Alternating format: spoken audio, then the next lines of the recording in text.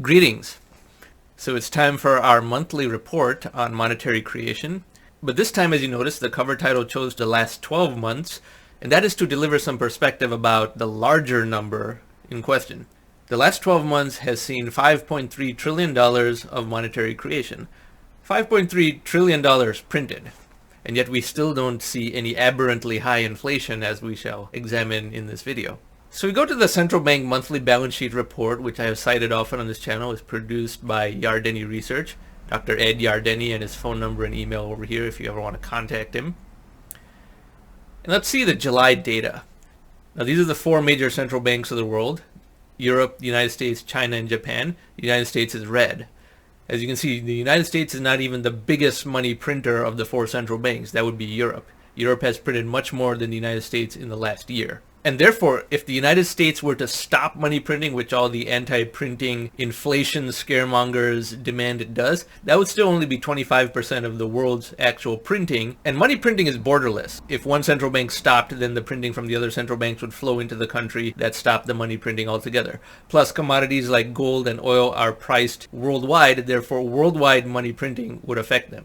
The notion that the Federal Reserve's money printing will make gold go up is wrong on so many levels that there are a lot of videos on this channel that debunk that crazy belief. So now, what is the grand total of this monetary creation? That is the only thing that matters. As you can see, these four central banks have done a total of $30.1 trillion of monetary creation, almost all of it since 2007. Because we are in an age of accelerating technological change, technology becomes a larger and larger percentage of the economy and therefore generates more and more deflation. And hence the amount of money printing that has to be done just to offset that technological deflation and stay in place rises exponentially. This is very, very good because you can now create this money without inflationary effects, and we're seeing more and more wealth created. Now, the way the central banks do this money printing results in tremendous concentration of wealth and inequality, and that's because they do convoluted things like bond buying and so forth, when in fact they should transmit cash directly to people, and they should not maintain a balance sheet at all. A balance sheet implies they have to unwind the money printing. The economics profession just doesn't get it. They still think that money printing is not permanent. It is, and it is exponentially rising. By my calculations, the portion of the world economy that is high-tech and the deflation that it generates means that $400 billion a month of money printing worldwide can be done without any aberrant inflation, and in fact has to be done to halt deflation. Notice this is a rising exponential trend. I've said this each month. This curve is going upwards. And the 2010s decade, as defined by January 1st, 2010 until December 31st, 2019, saw $23 trillion of money printing. That takes us to about here. On January 1st, 2020, I said the next decade, the subsequent 10 years from that point, would be another $100 trillion of money printing. The PhD economist eggheads think that the first 23 trillion will be reversed. So they think that this decade will have minus $23 trillion of money printing, whereas I say it will have plus 100 trillion. And guess what? The first 19 months of this decade has already seen about $11 trillion printed, and therefore my prediction is very much on track. And the reason this has to rise exponentially is because the amount of monetary creation that can be absorbed by the world technological medium rises 16 to 24% a year. My research has shown that that is the compound annual growth rate of money printing that can be done without inflation and should be done just to offset deflation. That's a pretty high compound growth rate. So where are we at now? The central banks of the world were actually trying to reverse money printing in 2019 that caused a major market crisis, and guess what? They had to print more again. Coronavirus started and they had to print even more to prevent the economy from going into a very deep recession. And now they're still printing more. And the year-over-year growth rate peaked quite some time ago. I say 16 to 24% was the ideal band. Above 24% could cause inflation, but we were actually above 24% for several months, so even that did not cause any aberrant inflation, just a few noise level things here and there. So maybe the upper band is even higher than I estimate, but I'm sticking with 16 to 24% is the amount of money printing that needs to be done. But the peak was in February at 46%, and even that did not cause aberrant inflation. And now, by July, we're down to just 17.6% year-over-year growth in the size of the monetary base on the balance sheets. That is well in the lower part of the band that I mentioned. 16 to 24% is normal, and this band over the last 10 plus years has actually been slightly below that zone. We went briefly above it because of the coronavirus crisis, but even that did not cause inflation. So this shows how much money printing can be done without inflation and needs to be done just to offset deflation. This is no longer in dispute based on data, but the economists of the world, they don't use data to revise their theory. They just memorize textbooks from the 1970s and can't think beyond that.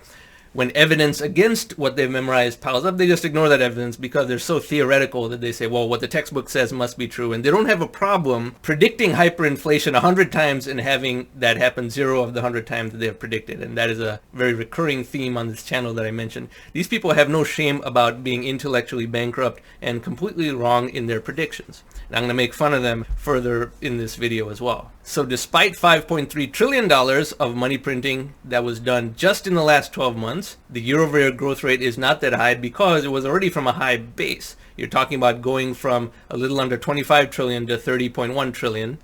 That's only 17.6% growth, even though that's $5.3 trillion in absolute terms. The next 12 months, we'll have to see that much or more, and it will still have a lower percentage growth rate. In fact, if the next 12 months have less than $3 trillion of money printing, we're going to start to see deflation and the stock market could go down substantially. So I hope they do at least $5.3 trillion in the next 12 months as well. Fortunately, other countries are not as anti-printing as the United States, and therefore Japan and China and Europe will arguably save us, even if the United States is under political pressure to pretend that they're stopping printing, which will cause a market correction. Now, as far as the narrative of hyperinflation, I have many videos on this channel that explain how to check for inflation, what inflation really is and isn't, and under what conditions can we say that inflation is high. And if inflation becomes high, I'll be the first to say it. I won't say, oh, it's not high, or I'll back away from that. I'm not a PhD economist. I actually have no problem in sticking to the same standards and criteria. But the truth is, there is no aberrantly high inflation, whether measured by the US Consumer Price Index or measured by the most unriggable and worldwide metric of all, which is the Worldwide Commodity Index from Goldman Sachs. So now in the next part of this video, we're going to look at that as well. And I will show you how to check whether there is or isn't inflation and why at the moment there really is no aberrantly high inflation at all. So to look at the actual inflation data, we go to the Bureau of Labor Statistics website, bls.gov. And this is US only data, but later on we will also look at the more comprehensive worldwide metric, which is the only true metric that matters. And you go to Consumer Price Index and you click here. Now over here, you go to formatting options, and we will choose the original data set and the 12-month percentage change data set. So now you see over 10 years, this is the CPI, and of course it's rising. There's supposed to be a baseline level of inflation. 2% a year is considered optimal. I think 3% a year would be a little bit better because inflation is the fuel for more technological progress. Technology consumes inflation and offsets it with new deflation produced by that technology, which in turn generates more technology that produces more deflation. So inflation is the fuel for that in the modern age. But over here you see that this uptick that everyone is screaming about is very recent, and it only just offsets the period of flat and even declining inflation. This is a dangerous amount of deflation that occurred in early 2020 due to the coronavirus crisis. So you have to look at a 10-year window and keep everything in context. Some periods are above trend, some periods are below trend, but only the average moving trend line matters. So what has the actual CPI inflation rate been over the last 10 years? To do that, we take a scientific calculator and see what the difference has been. So we take this number, 272, divided by this number, 226, so for an exact 10-year window, which shows that in 10 years there has been a little over 20% inflation. So what is that per year? You do this type of exponent to the 1/10th power, 10th root, one could say, 1.0186, and then minus 1 and times 100,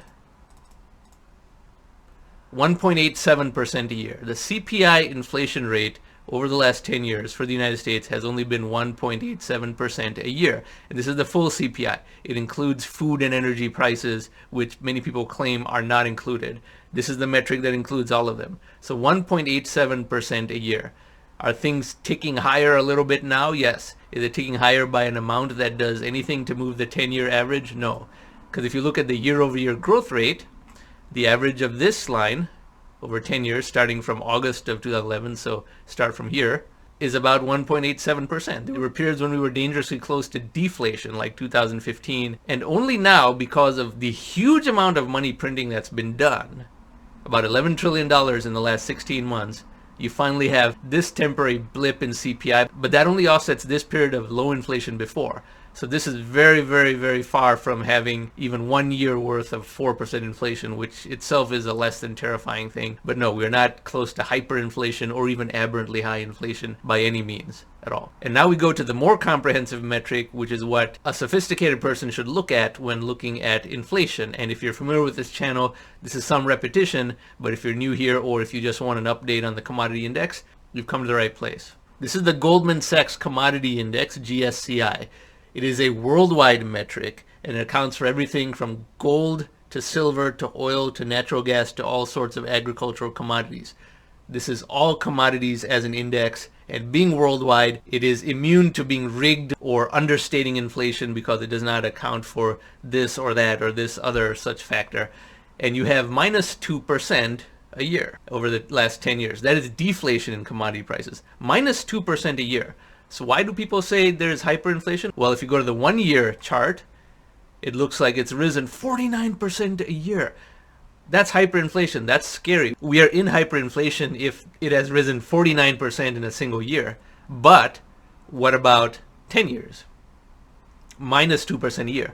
This steep rise of 49% is a very cherry-picked metric with a selectively chosen start point and end point designed to scare people. So ignore that. You need a longer term window, a 10-year window, to give you the accurate picture. Now, not everything a person consumes is commodities, but commodities are the purest metric of inflation because they don't include the wages of people in them for the most part. Wages are an extremely small component of any commodity price and therefore are the purest example of inputs into any products and even services. And I say the commodity index should include technological metrics such as a unit of computing, a unit of storage, and so forth, in which case the deflation rate would even be greater. But the official Goldman Sachs commodity index still suffices to show us we are far from an inflationary environment unless you want to just choose this start point and this gradient.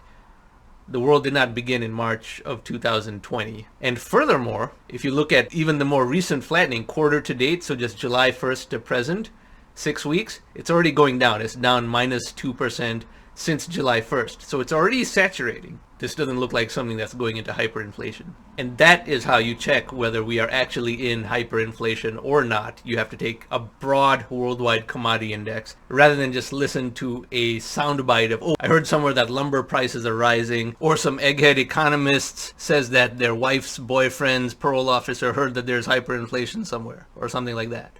Those are not the true metrics of inflation.